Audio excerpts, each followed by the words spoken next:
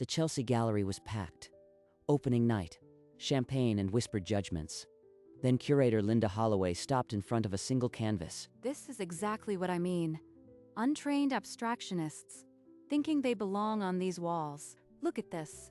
A yellow circle, a single initial, amateur trash. Before anyone could react, Linda drove her knee through the center of the canvas.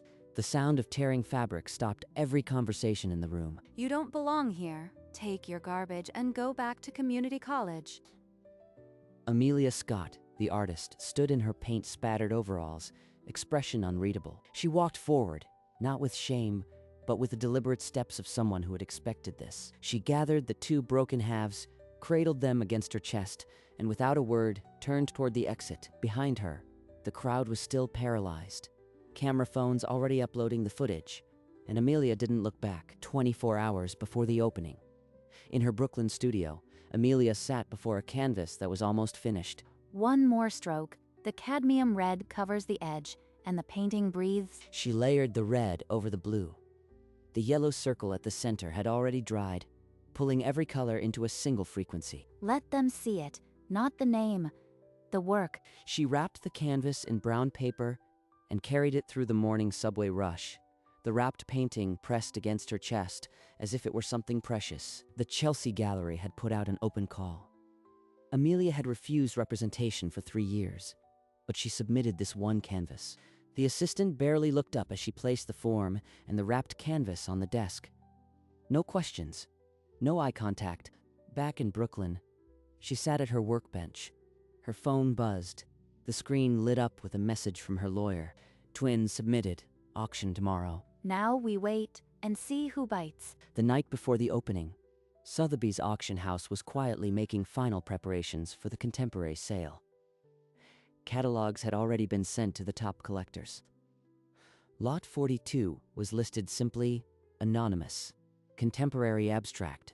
The small image in the catalog showed a yellow circle dominating a field of blue and red. In the private collector chat rooms, the signature A. Scott was already being whispered about, a mysterious artist whose work had never appeared at auction. They're circling the bait. Good. Across town, Linda Holloway stood before her office mirror, rehearsing the speech she would deliver at tomorrow's opening. This gallery is a fortress against mediocrity. We celebrate discipline, not emotional splatter.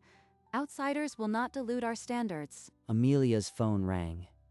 Marcus, the lawyer who had quietly handled her anonymous submission. The buzz around Lot 42 is louder than we expected. Do you still want to stay completely anonymous for this? The work speaks. The signature is enough. Keep my name out of it until after the hammer falls. The stage was set. In the morning, 2 doors would open, one at Sotheby's, one at the Chelsea Gallery. And only Amelia knew the full stakes of both. At noon, the Chelsea Gallery opened its doors. Linda Holloway greeted the first wave of guests with champagne and practiced smiles. At the same moment, across the city, the Sotheby's contemporary auction began.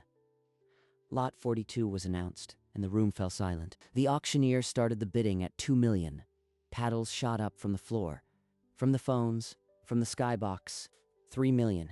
5. 7. A Qatari museum representative raised a paddle, calm amid the frenzy. 9 million. 9.2. The auctioneer scanned the room. No further bids. Sold.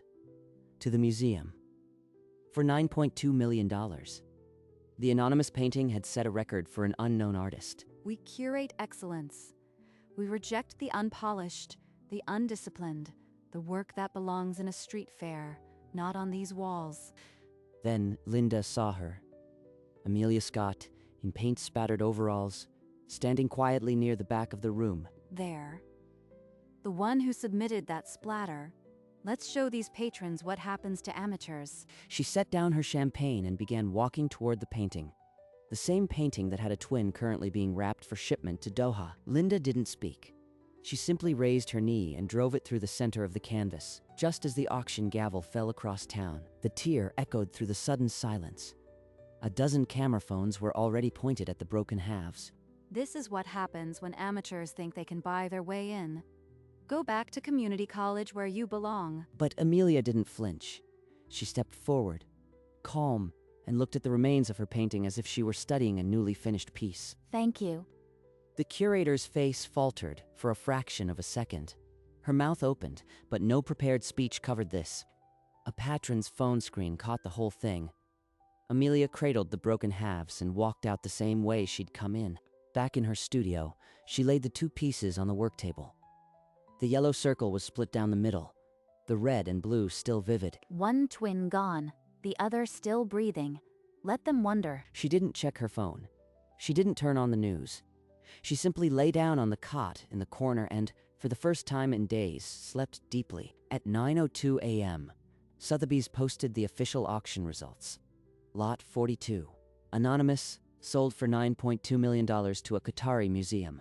Within an hour, Art Twitter had frozen a frame from the gallery video, the signature, A. S. Scott, and placed it beside the catalog image. They matched. Linda Holloway's phone began vibrating on her nightstand and didn't stop. Dozens of notifications from every corner of the art world. This can't be right. The same painting? She scrolled through the side-by-side comparisons, the news articles already being written, her speech from the night before going viral as a meme. Amelia sat at her kitchen table, a mug of black coffee in one hand, scrolling through the same feeds with a small smile. One canvas destroyed, the other immortalized. Not a bad exchange. Her phone rang. Marcus. The lawyer's voice was tight with urgency. Every major publication is calling. I can spin this into a defamation case. Do you want to make a statement? Number. Not yet. Let them chew on it first. I'll say something when it's time. By noon, Linda issued a statement from her gallery account. She called the Sotheby's painting a different artist, a coincidence of initials. The work destroyed last night was unsolicited student-level work. Any resemblance to the Sotheby's piece is accidental. But the online sleuths were faster. They laid the two signatures over each other. Identical strokes, identical pressure patterns. Critics and collectors began pulling out of Linda's upcoming shows. A major patron called to cancel a promised acquisition. Amelia, we can sue her for defamation, punitive damages, loss of artistic valuation. We're talking millions. Suing her validates her importance. I am not going to give her that. Then, what's the play? You are sitting on a gold mine and a public execution. The play is I wait until she's already buried. Then I offer something they can't ignore. Linda's phone continued to ring. Each call was a client withdrawing, a critic demanding a retraction, a journalist asking for a comment she couldn't craft. Amelia, meanwhile, opened her sketchbook and began drawing the outline of a new series. Next to her, the broken halves still lay on the table, waiting. By evening, the smash footage had been viewed 8 million times. Number, amateur trash trended globally. Linda's sneering face seared into the public memory. Students, collectors, celebrities all demanded accountability. The art world, momentarily united in outrage, pointed its finger at Linda Holloway's door. Linda's gallery released a statement. We regret any misunderstanding. The work, while earnest, did not meet our curatorial standards, but the apology arrived too late. Behind the scenes, rival galleries were already reaching out to the artists still on Linda's roster, offering safer representation that afternoon. Amelia took the Q train to East Williamsburg, stepping off into a quiet industrial stretch of brick and barbed wire. She stopped outside a 2-story brick building with a faded for lease sign. Graffiti covered the roll-down door like a welcome mural. Inside, raw concrete floors, high ceilings, light pouring through grimy skylights. She walked the perimeter, measuring the silence with her footsteps. At a makeshift table, she pulled out her checkbook. The amount had already been arranged with Marcus, first installment of a long-term lease. This will be the room where they all come. Not for approval, for freedom. Across the river, Linda refreshed the comments on her phone for the 100th time. Every refresh brought new contempt, new mocking. In the late afternoon light, Amelia laid the two broken halves on the studio floor and took the photograph she'd planned for days. The caption read, "Twin sold yesterday. This one is free to anyone who wants it." She hit post. By the time she poured a cup of coffee, the image had been shared 5,000 times. Linda Holloway, still scrolling in her darkened office, saw the post and choked on her coffee. She's giving it away? The $9 million artist is giving her work away for free? Across Brooklyn, Young painters grabbed their coats and subway cards. Someone was going to claim a piece of history. Zoe Patel, a 22-year-old art student from Queens, saw the post while sketching. She read the address once, then ran. She'd been following Scott's work for 2 years. A single cryptic DM had whispered, "Be ready." By the time she reached the loft building, her lungs burned. She climbed the stairs and stopped at the metal door. She knocked. From the other side, slow footsteps. Then the door swung open. Amelia pulled the door open fully. The girl on the landing was in a paint-stained hoodie, breathing hard, but her eyes didn't leave the pieces behind Amelia. You made it. I ran from Queens. I couldn't let someone else get here first. I am Zoe. Come inside, Zoe. The two halves lay on the work table, the tear cleaving the yellow circle into 2 staring moons. The studio light made the red and blue pulse. Pick the half that calls to you. This one. The red is fighting the blue here. Amelia took a black marker from her pocket. She wrote on the back, slow and deliberate, for Zoe, the first to believe. Then she added her signature. I'll never sell it. I promise. By midnight, Zoe's photo of the signed half had been shared 60,000 times.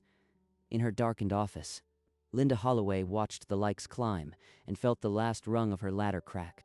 The next morning, Linda's staff arrived to find half their colleagues packing cardboard boxes. No one looked her in the eye. After everything I gave you, you are leaving now? The artist placed an envelope on the reception desk and didn't break stride. By noon, 3 of the gallery's foundational artists had issued a joint statement. They were leaving, citing a toxic environment. Her phone stayed silent. For the first time, no calls, no collectors, no offers. Across the river, Amelia's phone rang. Marcus. The warehouse is fully set up. The artists who just walked out of Holloway's reached out this morning. They want in. Tell them the door's open. No contracts, no commissions, just space. That afternoon, the faded "For Lease" sign came down from the warehouse. The first cans of paint rolled through the roll-up door. By evening, a dozen canvases leaned against the walls. And on a small table near the entrance, Amelia placed the other broken half of her painting. In her shrinking office, Linda made one last desperate call. She hired a private investigator to dig into Amelia Scott's finances, her leases, anything dark. The Pies report landed on her desk 2 days later. The Brooklyn warehouse, leased in Amelia's name, funded entirely by private sales of her earlier work. She bought that warehouse months before the open call. She planned every move. Linda forwarded the report to a journalist she still trusted, her last ally in the critics' circle. She framed it as an exposé, a long game, a manipulation. The article went live the next morning. Its headline read, "Anonymous Philanthropist Funds Brooklyn Artist Collective." The story celebrated a mysterious artist reinvesting in the community. Mentions of Amelia's signature and the Sotheby's sale peppered the comments. Amelia read the piece on her phone, standing outside the warehouse as artists carried canvases through the open roll-up door. You always give your opponent the rope. The same rope they hang themselves with. Linda Holloway sat in her office, the article open on her screen. The smear campaign already dissolving into praise. The PI's follow-up noted, Amelia had funded art grants for years, legally, cleanly. There was nothing to expose. The following week, reporters flocked to the Brooklyn warehouse. The story of the smashed canvas had a new chapter, and the artists there were eager to talk. Artist after artist praised the collective's no-commission model, the quiet painter who made it possible. The same day, a deeper investigation into the gallery's workplace culture hit the news. By evening, the landlord faxed a termination of the Chelsea lease. This gallery built careers for a decade. One mistake, and now you are throwing us out? But the board had already voted to dissolve operations. There was no one left to argue with. Linda spent her last afternoon in the gallery alone, stacking files and framed photos into a box. She didn't say a word. The only sound was the tape pulling off the roll. Art isn't a weapon you use against the people who make it. It's a door. The single sentence spread faster than any press release. Students posted it. Critics quoted it. The Holloway Gallery's phone never rang again. A month later, its sign came down from the Chelsea building for good. The Qatari museum director praised the twin painting at a press conference, calling it a triumph of anonymous courage. Then he extended a private invitation to Amelia Scott. Within hours, Marcus relayed a new offer. Sotheby's wanted a dedicated solo auction, 10 new pieces. Amelia Scott, no anonymity. I am not selling. Not now. Not to the machine I just stood against. This is generational wealth, Amelia. You'd never have to worry about the collective's funding again. The collective doesn't need a patron. It needs the work. Tell them I am donating the paintings instead. She signed 3 new canvases over to the Brooklyn space that afternoon. No sale, no profit, just a deed of gift. Across the river, Linda sat in a dark apartment. She picked up her phone and dialed the museum's acquisitions office. I want to alert you about Amelia Scott. Her work is a stunt. I witnessed her manipulate an entire crowd. She'll embarrass your collection. A paused reply, then, "The museum is honored to house Miss Scott's work. Your opinion has been noted." The line clicked off. Amelia received the museum's private invitation 2 days later. As she read it, she smiled, the same small, unhurried smile from the gallery. Within months, art schools rewrote their mission statements. Galleries in 4 cities adopted open studio models. No commissions, no gatekeepers. The name A. Scott became shorthand for a new kind of art world. Amelia accepted a speaking invitation at City College, where Zoe Patel was now a sophomore. She arrived in paint-spattered overalls. No notes, no slides. The auditorium was full. Zoe sat in the front row, her signed canvas half-framed on her lap. I was told our work doesn't belong in certain rooms, so we built our own room, and we left the door wide open. Don't wait for permission. Don't beg for validation. The brush is already in your hand.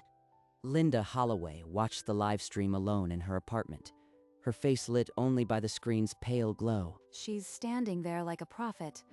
Smug, untouchable. She grabbed a coffee mug from the desk and swung it into the laptop screen. The glass cracked. The stream died. Her phone buzzed, a message from a former collector. "Linda, you are destroying yourself. Walk away. It's over." It's not over until she's exposed. I don't care what it takes.